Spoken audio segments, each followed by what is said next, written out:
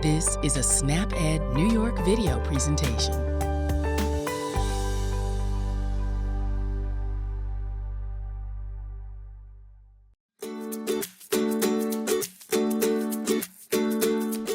Hello everyone, my name is Wendy Beckman and I'm a registered dietitian with the New York State Office for the Aging and SnapEd New York. Thanks for joining me today on What's Cooking with NYSOFA. Today I am making an apple chunk cake. We will post the link to the recipe below, and the recipe can also be found on the SnapEd New York website at www.snapedny.org. And I also have a special guest with me. Today, this is my niece, Anna. Hi, Anna, and thanks for being here today. Thanks for having me on the show. I'm so excited to have you here. I know that you like to bake. So this is a great recipe for us to try together. Yeah, I like to bake all sorts of things like brownies and apple crumble. Her apple crumble is delicious. I have had it. I'm glad that you can help me get this recipe going today. We've invited Anna here as part of our national initiative to encourage intergenerational activity. Cooking is a great way to create memories. This intergenerational activity book is one of the ways that the New York State Office for the Aging is adding our voice to the effort. You can find a link to the book in the YouTube description. Anyway, back to nutrition. Each serving of this apple chunk cake has 239 calories, 5 grams of total fat with only 1 gram of saturated fat, and 3 grams of protein with 1 gram of fiber. If you want to increase the fiber content, you can use whole wheat pastry flour instead of all-purpose flour.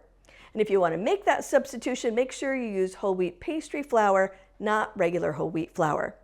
I made this same substitution when I made applesauce brownies in June, so if you didn't watch that episode, make sure you check it out on the New York State Office for the Aging YouTube channel or the New York State Office for the Aging Facebook page. Don't forget to like and subscribe to our YouTube channel so that you don't miss an episode. Now, before we get into this recipe, let's look at the MyPlate graphic. This recipe covers the fruits and vegetables section of MyPlate because it contains apples and applesauce. You want to make half of your plate fruits and vegetables at each meal. You also want to focus on whole fruit.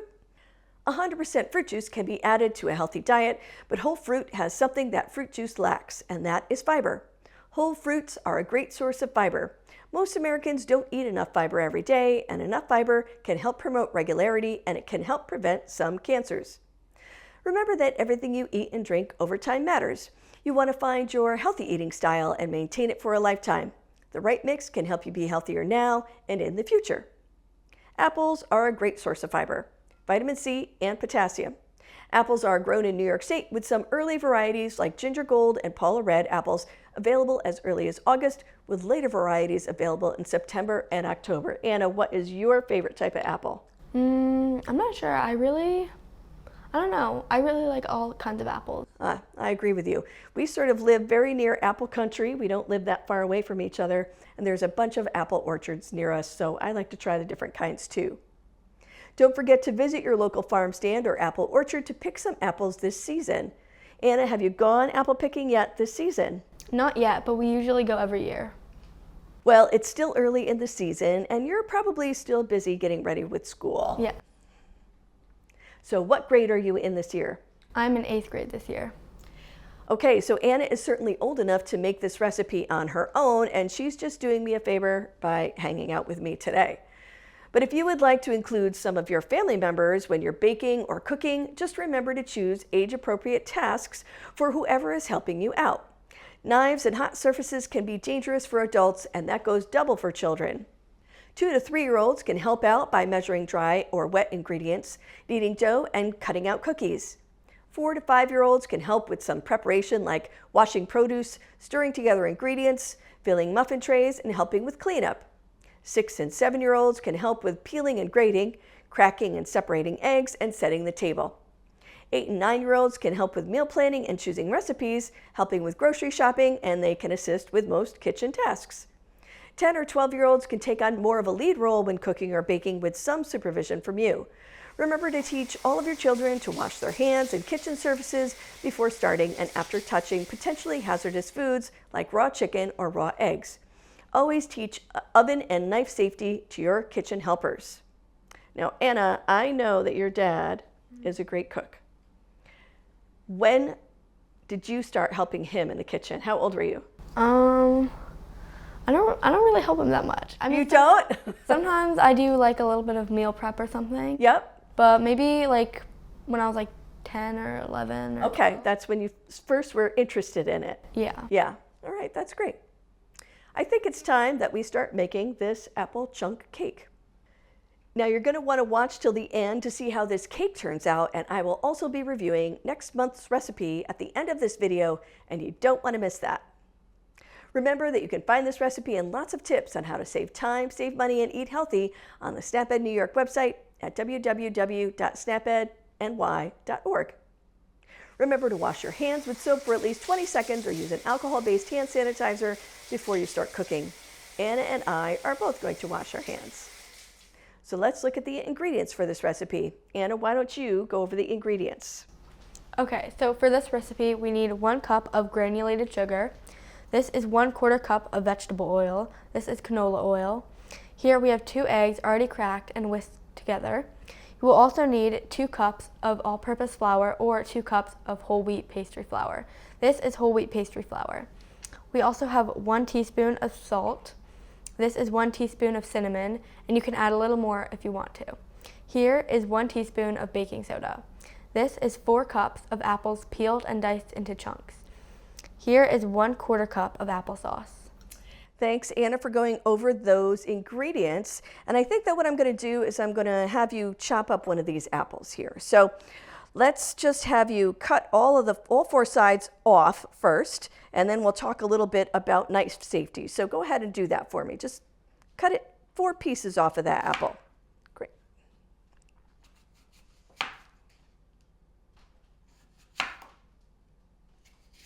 Okay, great. I'll take that for you. So now we're going to just cut it into chunks about the same size as these.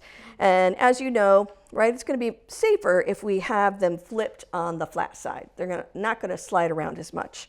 And one of the things that you want to do when you're cutting things with a knife is make sure that you keep your fingers out of the way, okay? So I'm going to have you hold one of these pieces of apple, right, and you curl your fingers under. Excellent. Just now start cutting some chunks. And you can push the food forward when you have, there you go, just like that, when you have your fingers turned under. Right, and that keeps your fingers away from the blade. Great. We'll put these in the bowl. I'm going to have you do that again with that piece right there.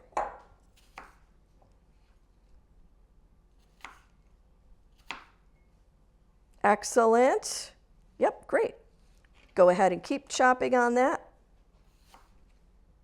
So apples are grown in New York State, all different kinds of varieties, and they keep really well in cold temperatures. So if you want to refrigerate your apples, they'll actually last a really long time. Some of the apples that you get more in the spring and the summertime are actually last year's apples that they harvested in September and October, but they really do last really well in the refrigerator. Excellent, Anna. Great job. Okay, we're going to put those in there. Excellent. I'm going to put that knife away. And I'm going to put this cutting board away also. All right, so the first step in this recipe is to preheat our oven to 350 degrees. My oven has already been heating up, so it's up to temperature. Next, we're going to put the sugar, oil, and eggs together in a large bowl and beat them well. So I'm going to get the bowl first. So Anna, I'm going to have you go ahead and put the sugar and the oil and the egg in there. So why don't you go ahead and dump those in that bowl. First the sugar, and then we have the canola oil and the eggs. Great, wonderful. I'm going to take that from you, and I'm going to move these apples over. I'm going to have you start mixing that. Okay, wonderful. In another bowl, I'm going to combine the flour, salt, cinnamon, and baking soda. So let me move some of this stuff over. Move that here. I'm going to get another bowl, and we're going to put in the flour. All right. And then we're going to put in salt. Next goes in the cinnamon. and the baking soda. Just gonna mix some of those things together. Wonderful. Anna, it looks like you have that egg mixture together. Is it good? Yes. Okay, great. Okay. So once the egg mixture is all mixed up, we can add the flour and the egg batter together and mix them thoroughly. So let's add that egg mixture to this bowl. So why don't you pour that in there for me?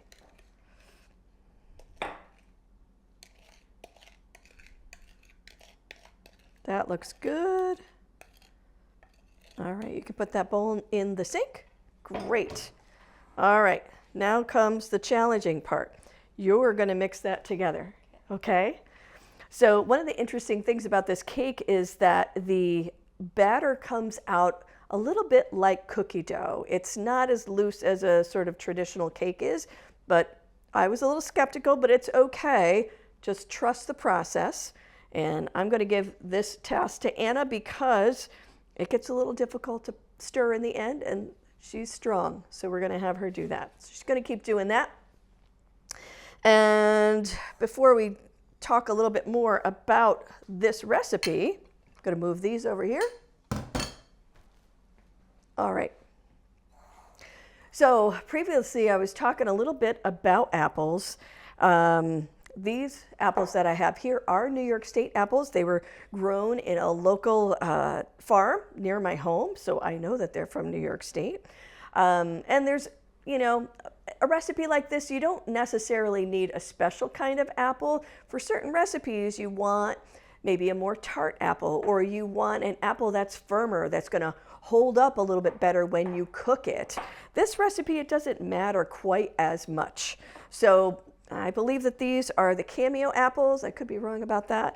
But, you know, some people, my son only likes the Granny Smith apples. That's the only one he wants to have. And so that's what I usually get for him. But for you, you could probably use just about whatever you have on hand or whatever you can find. Do you see what I'm saying about that dough? Yeah. Definitely a little messy too. Yeah, that's all right. That's okay. Sometimes, you know, you got to make a little bit of a mess when you're cooking or baking. That absolutely happens. And, you know, I'm sure that happens in your kitchen too at home, right? Yes, okay. All right, I'm gonna finish stirring this up because it's looking pretty good here. But like I said, it looks pretty dry, right? So one of the last things that we're going to add is some applesauce. So the recipe calls for a 1/4 cup of applesauce, but I find that you might maybe need a little bit more than that. So I have a 1/2 cup here.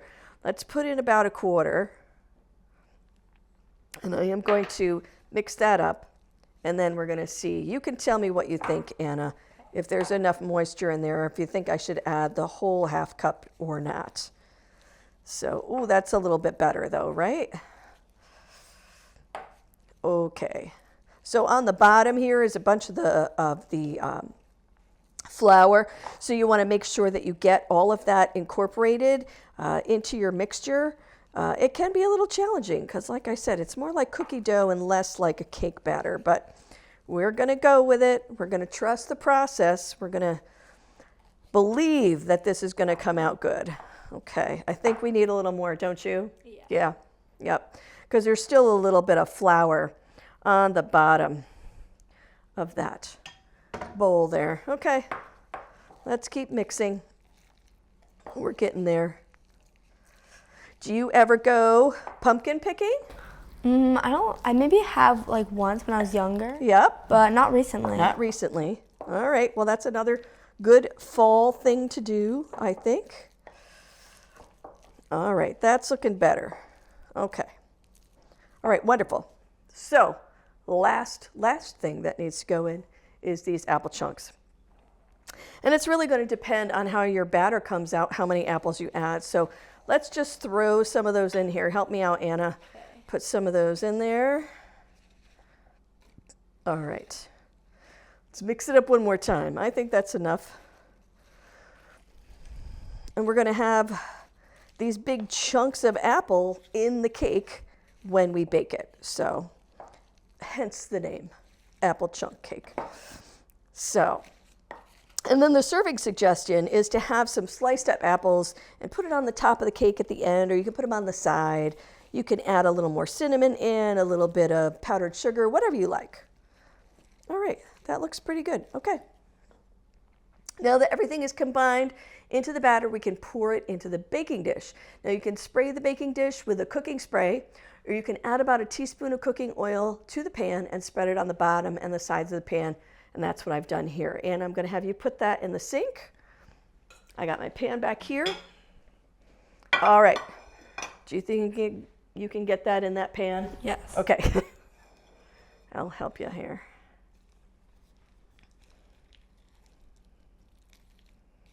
There we go. Yeah, I think that extra applesauce was a big help and that we needed it. So just make note of that. If you want to make this recipe, you might want to add a little extra applesauce like we did. Beautiful. Okay, spread that out so that it's sort of nice and even in the pan.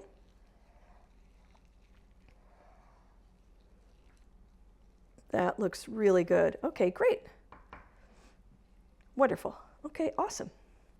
Okay, great. Now you can put the pan in the oven.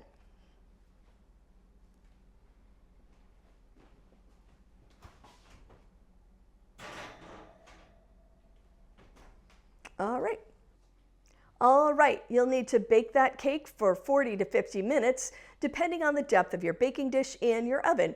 Bake until a toothpick comes out clean when placed in the center of the cake. Before serving, place some sliced apples on the top of the cake or on the side, and you could put a little extra dusting of cinnamon, because that's nice too. So let me show you a piece of apple chunk cake that I made last night, and I'm going to have you grab that for me. Beautiful. The cake looks great with the apples on top, and it smells delicious. I hope this recipe gave you some more ideas on how to incorporate more whole fruit into your diet. Don't forget to join me next month when I share more tips on how to save time, save money, and eat healthy.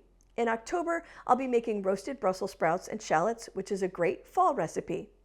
I'll be back with another edition of What's Cooking with NYSOFA on Friday, October 25th at 12:30 p.m. right here on the New York State Office for the Aging Facebook page and the New York State Office for the Aging YouTube channel. Don't forget to like and subscribe. This presentation was funded by the U.S. Department of Agriculture. This institution is an equal opportunity provider. Thanks, Anna, for helping me today. I hope you had fun. Yes, this was a lot of fun. Have a great day, everyone. See you next time.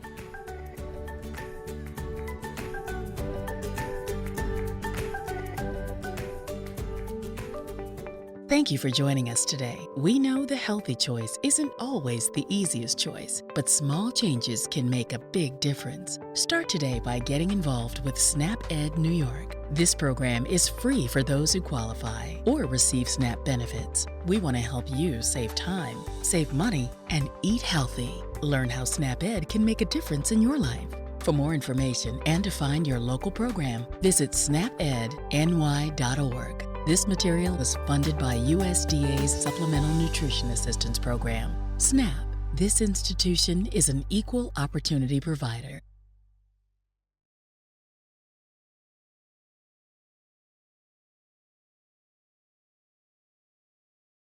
Hi, I'm registered dietitian Wendy Beckman, host of What's Cooking with NYSOFA. Over the past 2 years, I've had the opportunity to share healthy, nutritious recipes with you on the show. I work for the New York State Office for the Aging, and thanks to a partnership with SNAP Ed New York, our nutrition team reaches hundreds of thousands of older New Yorkers each year. So why a cooking program? 60% of health costs and related issues have nothing to do with health, but instead have to do with individual behaviors like our food choices and physical activity. The recipes we feature are nutritionally appropriate for older adults, meeting critical nutrition requirements for healthy aging. What I bet you don't know is that this show is only part of a larger effort. To help me explain what our nutrition team at the New York State Office for the Aging does and what a registered dietitian is, here is registered dietitian Lisbeth Irish. A registered dietitian is a professional who has training and education in food and nutrition. To become an RD, you must complete certain requirements, including a minimum of a bachelor's degree from an institution that's accredited by the Academy of Nutrition and Dietetics. You must also pass a national examination and meet continuing education requirements. What does that mean? As RDs, we are qualified to offer accurate advice about nutrition, and we can help answer your questions about how diet can affect your health. At NYSOFA, the registered dietitians handle many tasks. This includes hosting 2 online programs aimed at helping older New Yorkers make better nutrition choices. These programs are What's Cooking with NYSOFA, which is our monthly cooking demonstration, and a Facebook Live program that I host called Ask the Experts, Nutrition Edition. In the months ahead, be on your lookout for it. We'll be sharing your questions and our experts' answers about nutrition and health. New episodes of Ask the Experts Nutrition Edition debut the second Friday of each month on Facebook and YouTube. As Lizbeth explained, registered dietitians at NYSOFA handle many tasks, including food safety at congregate meal sites, educational materials, and outreach. In the meantime, please don't miss an episode of either show produced by our team, What's Cooking with NYSOFA and Ask the Experts Nutrition Edition. Every episode is uploaded to YouTube, and you'll find the archive shows there. Do you have a question about foods? Or do you have a particular health issue that you'd like to improve by changing your diet? Tune in to Ask the Experts Nutrition Edition every second Friday at 1 p.m. We'd love to hear from you. Remember, registered dietitians are the experts in nutrition. Visit for more sound advice about eating healthy on a budget.